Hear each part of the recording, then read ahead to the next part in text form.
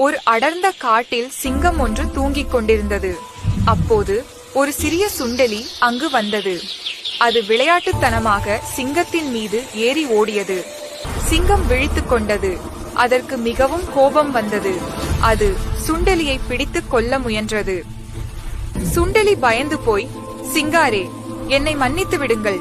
என்னை விட்டுவிட்டால் என்றாவது ஒரு நாள் நான் உங்களுக்கு உதவி செய்வேன் என்று கெஞ்சியது. சிறிய சுண்டெலி தனக்கு எப்படி உதவ முடியும் என்று நினைத்து சிங்கம் சிரித்தது. ஆனாலும் பாவப்பட்டு அதை விட்டுவிட்டது. சில நாட்களுக்கு பிறகு ஒரு வேடன் விரித்த வலையில் சிங்கம் மாட்டிக்கொண்டது. அதனால் நகர முடியவில்லை. சிங்கம் பலமாக கர்ஜனை செய்தது. அந்த சத்தத்தை கேட்ட சுண்டெலி ஓடி வந்தது.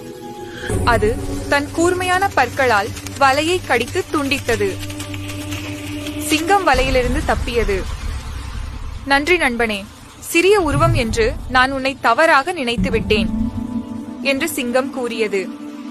உருவத்தை பார்த்து யாரையும் எடை போடக்கூடாது. Download ShareChat.